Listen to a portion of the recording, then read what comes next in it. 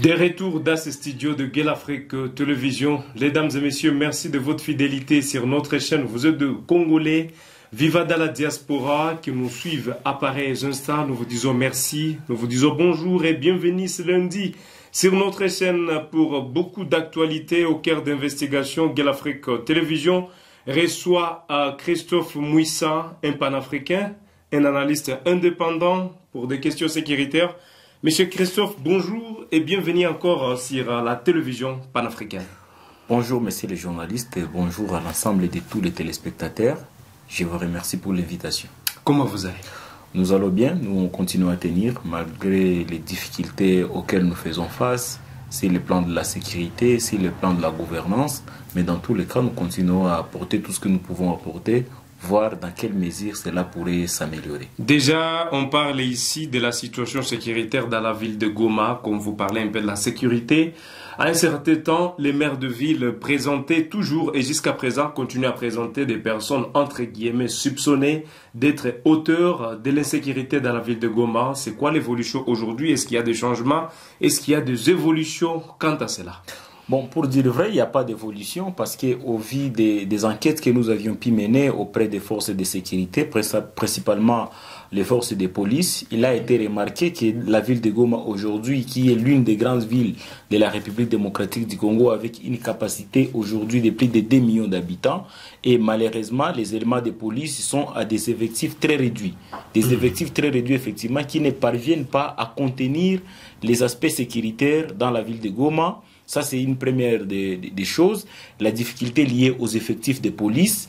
Deuxièmement, il y a aussi un autre problème lié à la mobilité. C'est-à-dire, aujourd'hui, les services de sécurité, principalement celui de la police, ne parviennent pas à avoir des enjeux qui pourraient leur permettre de faire des interventions. Bien sûr, bien que la question des effectifs ne poserait pas assez de problèmes si on en avait assez de matériel, notamment des jeeps, des pick-up qui pourraient intervenir à tout moment, mais aussi il y a aussi une question du manque de stratégie. Parce que vous verrez que par rapport à ce dont le maire de la ville a si présenté, nous sommes très surpris de voir que d'une part, nous n'avons pas assez d'effectifs pour sécuriser les avenues, sécuriser les quartiers. Et vous verrez que même les policiers qui sont parfois commis à des SIAD et des sous-SIAD, là on parle de commissariats et de sous-commissariats, ce sont parfois 2 ou 3 policiers pour plus de 1000 personnes. Et ça ne permet pas à cette police de contenir les différentes menaces que présenterait soit la population en termes de troubles à l'ordre public ou soit à d'autres velléités qui pourraient se présenter dans la ville. Donc ça, c'est un véritable problème, mais aussi nous recommandons, parce que ce que nous sommes en train d'observer et ce que nous avions mentionné dans notre documentation, il s'avère que malheureusement, il y a beaucoup d'autorités politico-administratifs et même des opérateurs économiques à qui eux-mêmes possèdent plusieurs effectifs de police. Vous verrez par exemple un opérateur économique qui pourrait avoir 2 policiers. L'un, il marche avec lui dans son véhicule et l'autre reste à la maison. Il y a même l'autre qui a 3 policiers et le 3e policier est là pour accompagner l'épouse de l'opérateur économique ou ses Toujours enfants. en RDC, ou ses enfants à l'est du pays. Ou ses enfants à l'école, bien sûr. Il y a des généraux ici qui à eux-mêmes ont plusieurs policiers commis à leur garde ou à leur escorte. Il y a d'autres personnalités, effectivement, comme aujourd'hui, nous sommes sous état de siège, mais vous verrez que, par exemple, le commandant ville de la police, il a beaucoup de policiers commis à son escorte et à sa garde. Il y a le commandant ville, il y a le vice-gouverneur qui est policier, les bourgmestres qui sont des policiers, et même lui-même le maire de la ville. Et du coup, le fait de renforcer tous les effectifs de sécurité, et vous verrez que la plupart des policiers qui composent leur escorte sont des policiers beaucoup plus robustes. C'est-à-dire ils savent effectivement faire la sélection des bons policiers, et malheureusement, les policiers qui sont commis à la sécurité des citoyens, ce sont parfois des policiers qui n'ont pas vraiment assez de force physique, et la plupart d'entre eux sont déjà affaiblis, et ça ne permet pas de bien sécuriser la ville de Goma, et ça c'est un véritable problème, c'est un véritable danger auquel on doit chercher la solution rapidement. Lorsque vous parlez, ou lorsque les maires de la ville parlent des personnes qui ont été arrêtées, moi j'ai toujours participé avec les journalistes à la présentation de plusieurs présumés criminels, parce que tant qu'il n'y a pas un jugement, il demeure des présumés suspects et des présumés criminels. Vous verrez que c'est le plus souvent les mêmes visages qui reviennent. Et on se pose finalement la question, est-ce qu'il y a la justice dans ces pays? Est-ce que nous avons des prisons? Ou est-ce que nous avions épuisé toutes les procédures judiciaires qui pourraient amener à la condamnation de ces gens ici, et où, lorsqu'ils sont condamnés, voir comment les déplacer pour les enfermer dans des prisons loin de la ville de Goma, tellement qu'ils sont des récidivistes qui reviennent à tout moment. Donc moi je pense qu'au-delà de la présentation à la presse à plusieurs reprises des mêmes criminels, il faut aujourd'hui chercher d'autres solutions. Sinon, vous verrez que maintenant, c'est la population qui commence à développer plusieurs stratégies pour s'auto-sécuriser à la place de l'État. Et cette manière de vouloir se prendre en charge par la population elle-même peut amener à plusieurs autres dégâts. Raison pour laquelle on dit que gérer, c'est prévoir. Nous demandons à l'autorité urbaine de commencer déjà à chercher des solutions le plus rapidement que possible. Sinon, lorsque la population à elle seule va commencer à chercher ses propres solutions, et nous sommes en train de le voir dans des quartiers beaucoup plus concentrés dans la commune de Karisimbi, vous verrez qu'à partir de 18 ou de 19 heures, il y a déjà des barricades de grosses pierres dans les ruelles qui passent dans des avenues, sous prétexte pour eux que ceux qui viennent piller, ceux qui viennent voler dans nos maisons viennent à véhicule. Et du coup, ces pierres-là constituent un obstacle pour empêcher l'accession à des criminels dans des ménages. Au même moment, ça reste un danger parce que lorsqu'il y a une intervention de la police ou de l'armée, elle aussi sera bloquée et ça ne va pas permettre à ce que les services de sécurité apportent une intervention et une solution adéquate à ces problèmes-là. Raison pour laquelle je recommanderais vraiment au maire de la ville de rectifier ses stratégies par rapport à la sécurité de la ville de Goma, mais aussi d'impliquer, parce que je sais qu'il y a le conseil provincial de sécurité qui se réunit régulièrement. En tout cas, il faut qu'il touche sur cette question-là, parce que d'après toutes les mesures qui ont déjà été prises par les maires de la ville, aujourd'hui la ville de Goma continue à être insécurisée. On a interdit les motos de circuler à partir de 18h. On a organisé ici sous forme d'un couvre-feu routier des véhicules à partir de 18 et de 19h pour essayer un peu de voir, de contrôler les différents véhicules. On a interdit la teinture des vitres, qu'on appelle communément à Goma les vitres fumées. Mais toutes ces solutions aujourd'hui n'ont pas de résultats palpables sur le terrain. Raison pour laquelle il y a aujourd'hui nécessité de retrouver ou de rechercher d'autres solutions en dehors de tout ce que le maire de la ville est en train de présenter qui n'apporte pas de résultats. Il y a plusieurs questions sur la ville de Goma. Plusieurs de nos abonnés se posent des questions. C'est quoi la situation actuelle? Il y a une question dont on reviendra plus tard avant la fin de cette émission. La question consacrée qu'il y a l'infiltration dans la ville de Goma et certains activistes des droits humains sont impliqués là-dessus. On en parlera tout juste avant la fin de cette émission. On parle ici, monsieur Christophe Mouissa, de ses retours des processus de paix à Luanda, c'est lundi. La délégation venue du Rwanda et de la République démocratique du Congo se trouve encore une fois au niveau de Luanda. C'est quoi vos attentes, vous personnellement? Non, il n'y a pas d'attente parce que je l'ai toujours dit dans plusieurs de vos émissions ici que rien de bon ne viendra de Luanda. Parce que après l'échec de Nairobi, après l'échec de Bujumbura, aujourd'hui nous ne voyons pas en quoi est-ce que Luanda va se distinguer. Surtout qu'au même moment que nous sommes en train de parler des questions de la sécurité en République démocratique du Congo, vous verrez que dans toutes les tractations qui se font à Luanda, le mot M23 est en train d'être utilisé soit abusivement, soit de manière péjorative. Et ça ne permet pas au fait aux Congolais d'espérer qu'il y aurait une véritable solution à Luanda. Et vous verrez que le terme qui revient beaucoup plus dans les processus de Luanda, c'est le terme FDLR. FDLR, ou à travers un document confidentiel que nous avons eu à lire de vos confrères d'Afrique Intelligentsia, ils ont dit qu'il y aurait déjà des conciliables entre les chefs des services de renseignement congolais et les chefs des services de renseignement rwandais pour une mutualisation des forces en fait de neutraliser les FDLR. C'est-à-dire, à ce point-là, on met à côté les M23, on met à côté l'AFC de Nanga, on met à côté l'invasion ou l'agression des militaires rwandais qui sont présents en République démocratique du Congo. Alors dites-moi, au vu de ces tableaux sombres que je viens de peindre ici, est-ce que les Congolais peuvent espérer à une issue favorable de Luanda? Au même moment que, malgré toute la diplomatie agissante de la République démocratique du Congo au sein de la communauté internationale, aujourd'hui nous observons à une certaine naïveté. Cette naïveté est effectivement expliquée par l'occupation du Rwanda. Pourquoi? Parce que aujourd'hui nous sommes en train de négocier, ou nous nous engageons dans ces processus de négociation en position de faiblesse. Position de faiblesse, c'est-à-dire nos terres sont occupées, nos minéraux et nos milliers continuent à être exploités et nos compatriotes continuent à vivre dans la captivité.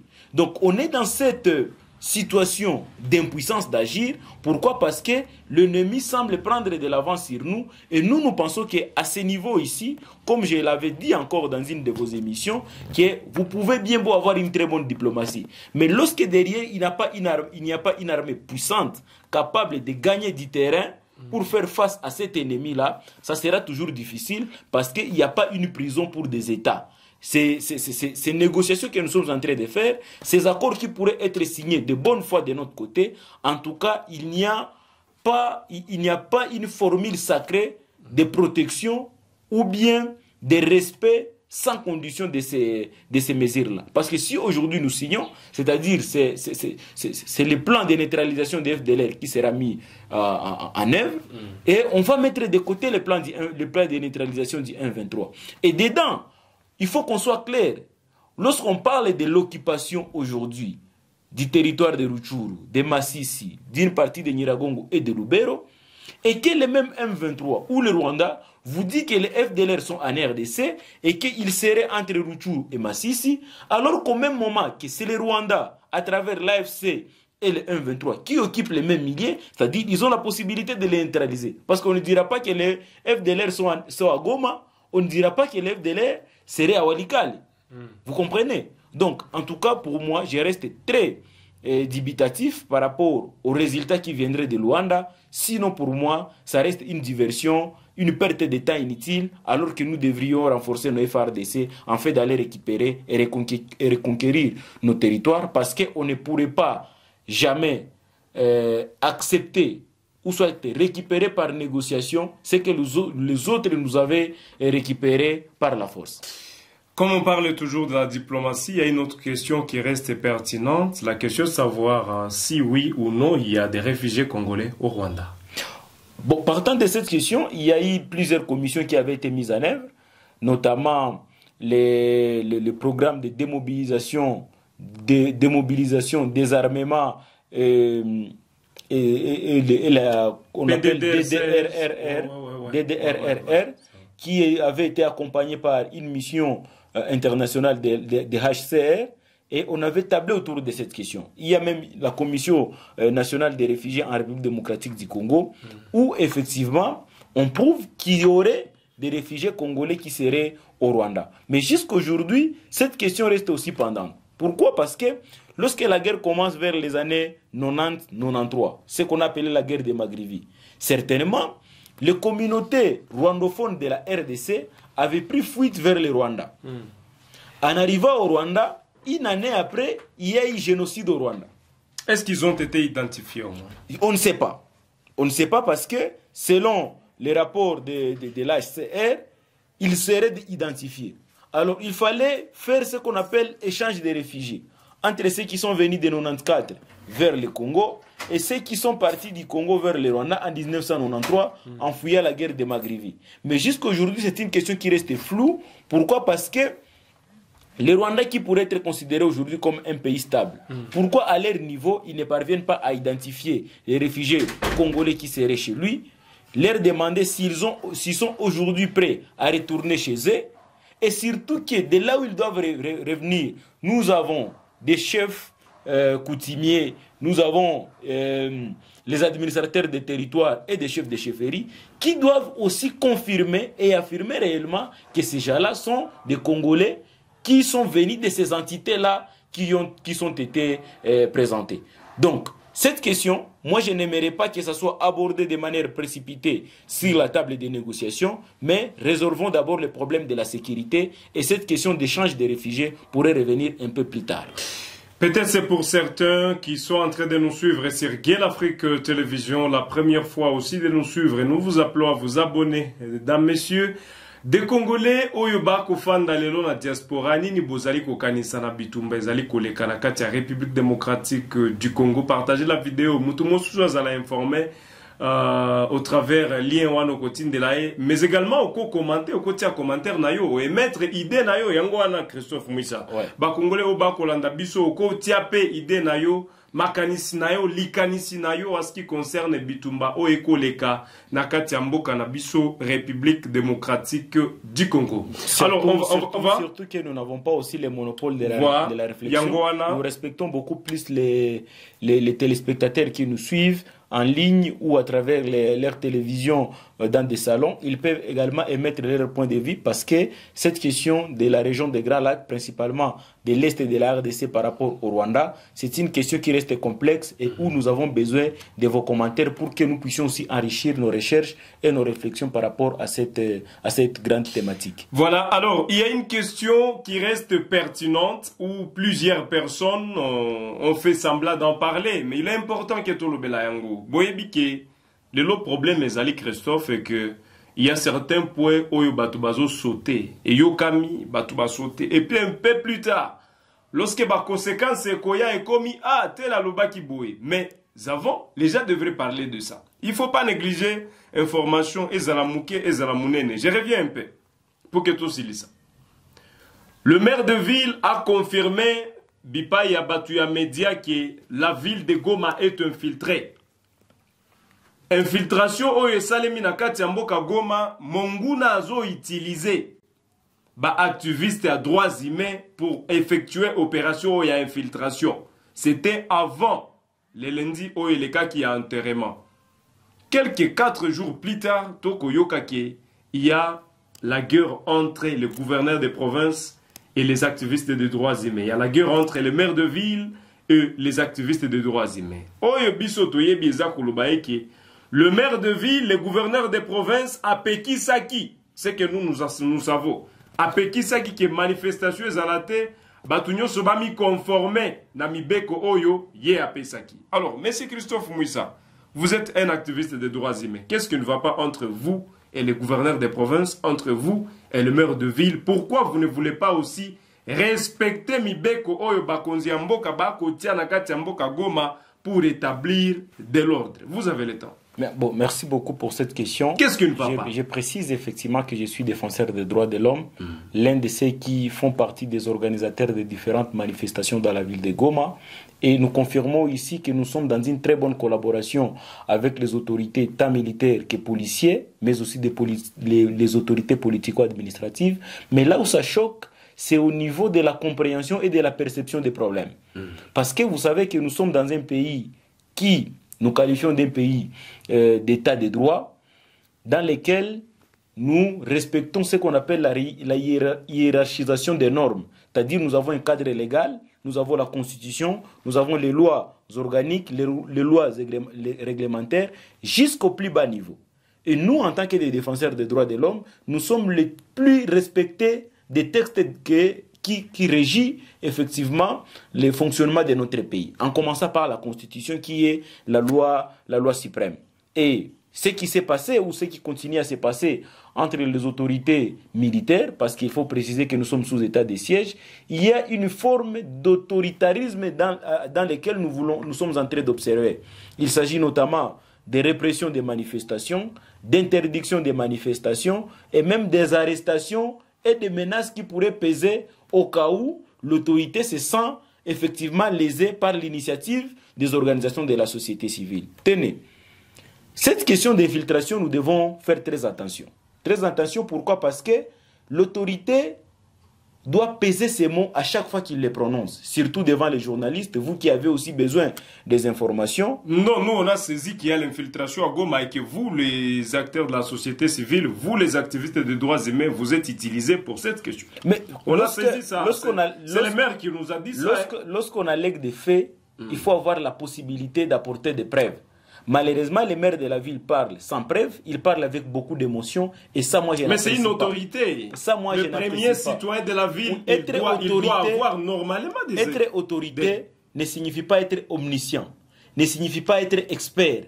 Raison pour laquelle beaucoup de nos autorités en République démocratique du Congo sont induites en erreur. Pourquoi? Par le fait de se sentir qu'ils sont les super-hommes, de super-puissants, à qui on ne peut ni contredire, ni apporter des éléments supplémentaires, même en termes de suggestions et de commentaires. Parce que lorsque vous interdisez une manifestation, c'est sur base de quelle loi vous voulez l'interdire? Parce que la Constitution de notre pays parle du régime d'information. C'est-à-dire les organisations de la société civile vous informent qu'ils vont organiser une manifestation et que vous, l'autorité, vous n'avez que la seule responsabilité de sécuriser, d'encadrer, pour que cela ne puisse pas se transformer en termes de dérapage. C'est tout ce que dit la Constitution. Nous sommes sous état de siège qui a déjà duré près de 3 ans. Sous cet état de siège, je vous rappelle que nous avons déjà organisé plusieurs manifestations, notamment la manifestation de contestation contre l'arrivée de la police rwandaise en RDC, la manifestation de soutien au FARDC et de dénonciation de l'agression rwandaise, et plusieurs autres manifestations jusqu'à ce qu'il y ait une campagne électorale qui a drainé des masses des candidats présidents de la République, des candidats députés nationaux, députés provinciaux, des conseillers communaux. Et dans tout cela, on n'avait pas accusé les politiques d'être des infiltrés. Qu'est-ce qui arrive aujourd'hui? Lorsque les mêmes activistes, défenseurs des droits de l'homme et des militants pro-démocratie, taxent les Rwandais, dénoncent et soutiennent les institutions de la RDC, on les qualifie de patriotes, des jeunes sur qui la République doit compter. Lorsque les mêmes jeunes rappellent au gouvernement, aux autorités leurs responsabilités de sécuriser les citoyens, de sécuriser leurs biens et leurs mouvements, sans quoi ils organiseraient des manifestations, parce qu'avant toutes les manifestations, dans la plupart des cas, nous tenons à informer l'autorité. Nous organisons parfois des missions de plaidoyer pour leur parler de la vraie difficulté que font face les autorités. Et aujourd'hui, j'avais suivi une mesure du gouverneur qui a soupçonné qu'il y aurait des motards qui viendraient du Rwanda pour venir opérer en République démocratique du Congo. Alors que nous avons des services de sécurité le long de la frontière. Et moi, je me pose la question, où passent ces infiltrés rwandais, ces espions, pour venir faire les transports à moto dans la ville de Goma? C'est une incompétence. Et si nous le disons, c'est devenu que non, nous sommes utilisés. Mais comment dans ces pays nous voulons instaurer... Nous sommes dans la région de guerre, l'infiltration, et ça, les Makaïmpé partout là où il y a la guerre. Mais pourquoi? Ça, il ne faut pas exclure ça. Il ne faut pas les qualifier aux gens qui sont identifiables. Surtout que vous n'en avez pas de preuves. Surtout que ce sont des organisations bien reconnues. Récemment, il y a eu un groupe de gens de la société civile qui lui ont décerné, un diplôme de mérite au maire de la ville. Mais c'était sur base de quoi? Pourquoi lui ne les avait pas qualifiés de... Donc, on doit éviter la manipulation. Est-ce qu'aujourd'hui, pardon, je ne vous coupe pas la parole, est-ce qu'aujourd'hui la société civile joue vraiment son rôle en tant que société civile? Mais vous savez, le rôle de la société civile, c'est la vulgarisation des lois, c'est aussi l'interpellation des autorités, c'est la dénonciation, ce sont les marches pacifiques. Est-ce que cela se fait au moins réellement? Oui, ça se fait. Ça contrainte comme les gens le pensent. Le comble, c'est que nous avons des autorités qui ne veulent pas de la vérité. Nous avons des autorités qui veulent des gens qui les trompent, qui les disent tout va bien, monsieur le maire, son excellence, monsieur les députés, honorables, c'est tout ce que les autorités veulent. Mais les gens qui leur disent des vérités sur des problèmes auxquels ils sont la solution, ou ils ont la solution, là ils ne sont pas d'accord. Et nous ne pouvons pas continuer comme ça. Ce sont des vies déjà qui sont en jeu. Dans la ville de Goma, aujourd'hui, il s'est passé des moments où ça crépitait tous les jours. Et vous vous réveillez le matin, il n'y a aucun responsable. Il n'y a aucune explication. Et vous pensez que les taxes que nous payons, les impôts, les redevances et toutes formes d'impôts qui nourrit, qui donne les frais de fonctionnement aux autorités, qui nourrit les forces armées, qui achètent les armes qui doivent nous sécuriser, malheureusement, on les retourne contre nous en disant que vous êtes des infiltrés. Est-ce que vous aviez les activistes des droits humains, est-ce que vous aviez eu le temps d'approcher les gouverneurs de la province? Est-ce qu'ils acceptent? Ils ont leur protocole là-bas. Est-ce qu'ils acceptent que lorsqu'il y a des lettres, des demandes d'audience, pour des organisations de la société civile ou même d'autres organisations, ça peut être les églises, ça peut être d'autres jeunes qui veulent rencontrer l'autorité. Allez demander. Non, c'est une question. Est-ce que vous aviez essayé? Vous êtes un journaliste d'investigation que je respecte beaucoup. Allez à leur bureau, aux bureaux administratifs, leur demander si le protocole autorise ou c'est soit c'est instruction du chef en disant telle catégorie de personnes, de coûts sociaux ne doivent pas entrer dans mon bureau. Peut-être c'est un ordre qui est déjà donné. Et nous, à notre niveau, nous ne pouvons pas nous décourager. Il s'agit de notre pays. Ce n'est pas le pays, ce n'est pas la ville de messieurs les maires. C'est la ville des citoyens congolais. Cette police, elle est la police à nous. C'est nous qui la donnons les frais de fonctionnement. C'est nous qui payons les tennis. C'est nous qui payons les armes. C'est-à-dire de la chaussette jusqu'au béret, c'est les frais des contribuables et la population doit être exigeante. Nous devons leur demander de nous sécuriser.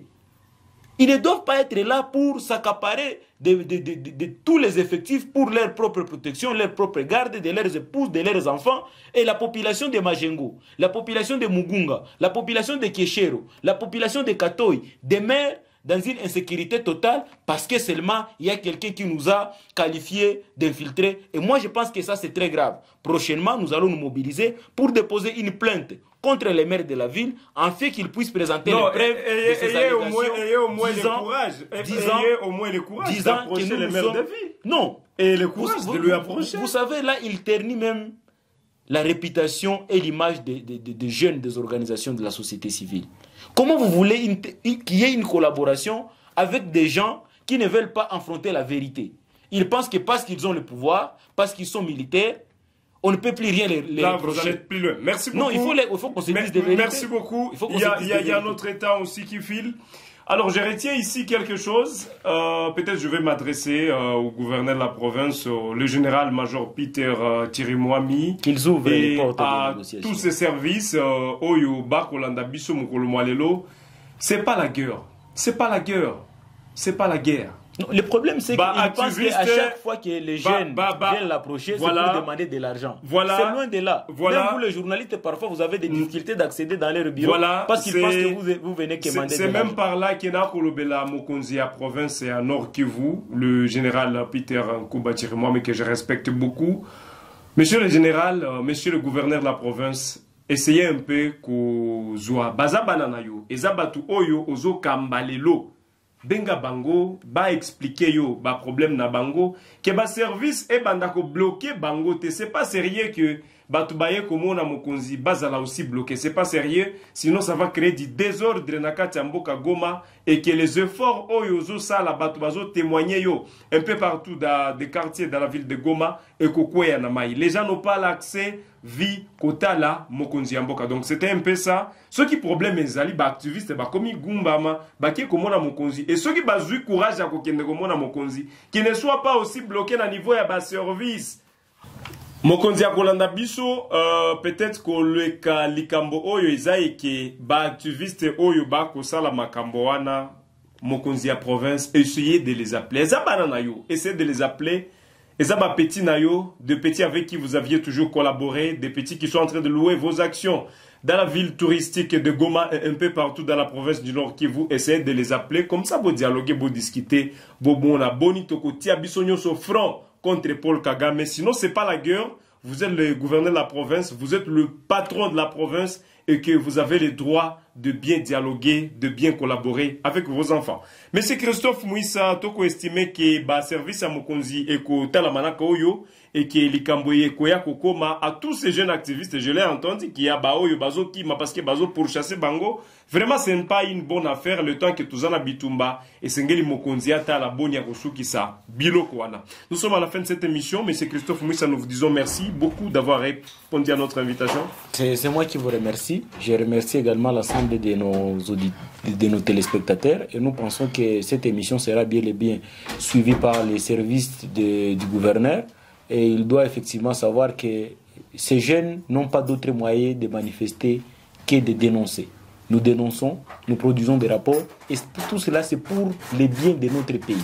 C'est-à-dire, c'est aux autorités aussi de capitaliser ces différentes dénonciations, ces différentes manifestations et des revendications des jeunes pour en faire aussi leurs priorités lorsqu'ils sont en train de prendre des décisions. Aujourd'hui, si nous nous lançons dans cette chasse aux sorcières entre l'autorité et les jeunes de Goma, qu'en est-il maintenant du Rwanda? Qu'en est-il maintenant de M23? Donc, nous devons beaucoup plus développer les stratégies de collaboration, de proximité, pour voir comment est-ce que nous pourrons faire un bloc contre l'ennemi qui effectivement peut profiter de ce genre de choses pour causer du tort à la ville de Goma, une ville qui nous est très chère et que nous ne voulons pas vraiment voir tomber entre les mains de l'ennemi. Ça n'a jamais été l'intention des activistes, surtout que les services ont tous les moyens nécessaires pour détecter de où pourrait provenir la menace. Voilà. Mais si on laisse cette léthargie, je vous dis que même l'ennemi peut en profiter et nous tous, nous n'aurons que nos yeux pour plaire.